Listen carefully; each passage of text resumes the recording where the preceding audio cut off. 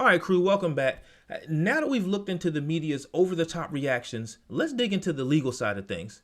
What does this case actually mean? Is Trump really trying to grab unchecked power, or is this just another case of the media losing his mind over nothing? Let's find out.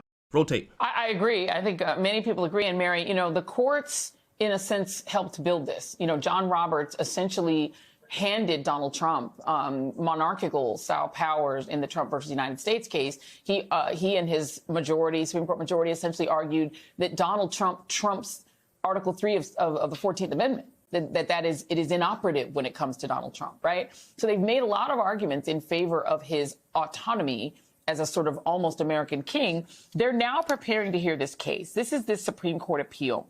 So the Trump administration has asked the Supreme Court to approve their firing of the head of the Office of the Special Counsel, which is dedicated to protecting whistleblowers. I think that seems key. Andrew Johnson got impeached for firing the Secretary of War. Do you anticipate that the Supreme Court is going to continue down this road of adding to Trump's powers? How confident are you that they will finally put a break on him?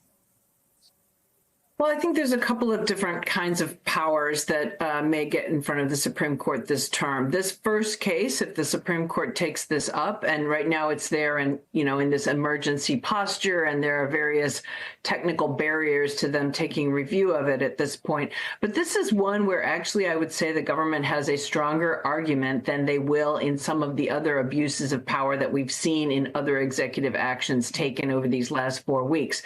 This is a case of, firing a single a single head of an agency, not a multi-member commission, but a single head of an agency. And that is something that the Supreme Court has really said is within the executive powers in the context of other agencies like the CFPB, for example, and they've done that recently. Yeah. Now, it's different here, Joy, because we're talking not about a single head of an agency that regulates or investigates or prosecutes private behavior. We're talking about an internal agency that's by its very nature designed to, handle complaints of abuse of federal employees by federal agencies. So it's a very different, and it's a very different kind of agency, and it's one that when the court did hold in the Selah Law case, that the president did have the power to fire the head of the CFPB. They did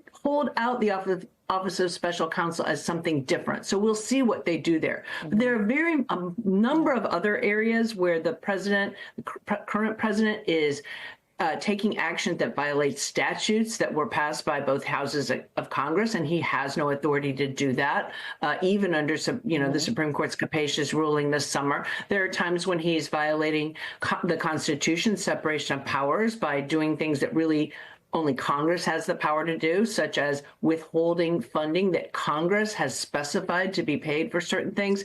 So those are areas where certainly the executive branch is trying very hard to make this powerful unitary executive argument.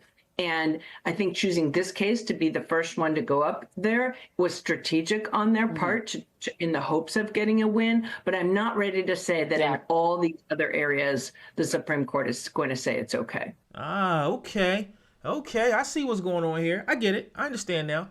The Supreme Court is the villain because they ruled on actual constitutional grounds. The same Supreme Court who they despise for overturning Roe v. Wade and handing abortion decisions back to the states is now somehow a fan of authoritarian rule because Trump wants to fire some bureaucrats. Got it. You can't make this up. It's almost like the rules don't even apply anymore, because expecting the Supreme Court to do its actual job is apparently a revolutionary idea now. I guess holding up the Constitution is only good when it benefits their side. And I'm thinking, you mean the same type of offices that ignored whistleblowers when they exposed big tech censorship, Fauci's shady deals, and Biden's classified documents? Suddenly whistleblowers are sacred again? Yeah, I will know that Judge Tanya Chutkan, has even thrown a little bit of cold water on some of the state cases about the federal agencies being meddled with. So, and this was one of the judges in Donald Trump's criminal cases. To go back to you, because he's doing a lot of work there, Ruth, because the he that's doing a lot of the work here is Elon Musk, somebody who is saying that 60 Minutes producers should be in prison They should be jailed because Donald Trump didn't like the 60 Minutes interview. This is the person who's wielding through his young staffers access to our personal data. You know, Donald Trump has unleashed his biggest donor to do this work. And the people that are being fired, including this gentleman, he was the guy who was looking out for whistleblowers. They're getting rid of the parts of the government that end corruption, or that at least try to stop corruption. It feels like there's a theme.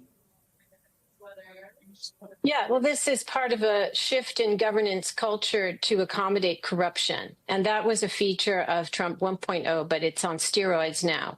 And in fact, we know from good reporting, because we still have a free press, that many of the agencies that Musk and co have gone after were having investigations into Musk's companies.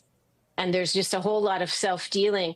And this is consistent with authoritarianism, because authoritarianism is about taking away the rights of the many and giving the very few unheard of liberties through deregulation, through dropping any kind of ethical constraints or things that would cause them to be regulated or have conflicts of interest. The idea of a conflict of interest is a quaint democratic idea. The idea of professional ethics, of an objective civil service, all of that has to go if you are an authoritarian in the mold of Trump and Musk at the moment.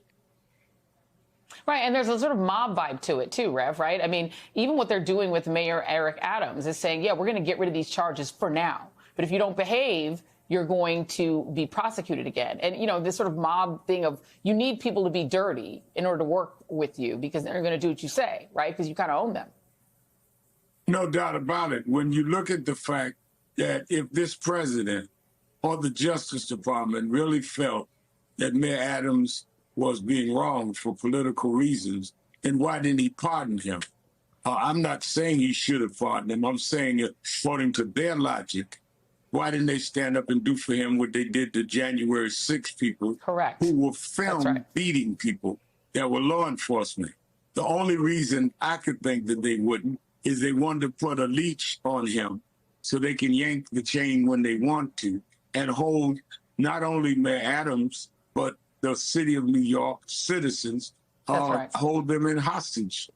And clearly, when you look at the interview that Holman did on Fox and Friends the other morning, where he sat and talked to him like he was a child, which is humiliating to many of the people that voted for him, you get a clear picture of what we're dealing with. Okay, now they're bringing in Elon Musk like he's Trump's Sith apprentice. They're saying Musk and Trump have authoritarian powers and are destroying democracy. The guy literally bought Twitter to bring back free speech, which last I checked was kind of the opposite of authoritarianism. And let's keep it real. When they say Trump is unleashing Musk to do his bidding, what they really mean is we don't like that a billionaire stopped censoring conservatives. Also, do you like how they casually threw in Musk and co. are targeting government agencies that were investigating his companies? Oh, you mean the same agencies that randomly decided to probe him the second he started exposing DNC Twitter emails? What a coincidence. All right, let's recap. Trump firing a bureaucrat, that equals authoritarian takeover. Got it. Biden forcing vaccine mandates, censoring speech, and ignoring the Supreme Court, that equals just another day at the office. Got it. But here's the real question. If Trump's executive power is so dangerous, why weren't they worried when Obama used executive orders to rewrite immigration law? Or when Biden ignored the court on student loans? If democracy is so fragile that firing one person breaks the whole system, then maybe the system was never as strong as they claimed. I'm Terry J. If you like what I do, you know what to do. Keep thinking, keep questioning. Catch you on the next one. I'm gone.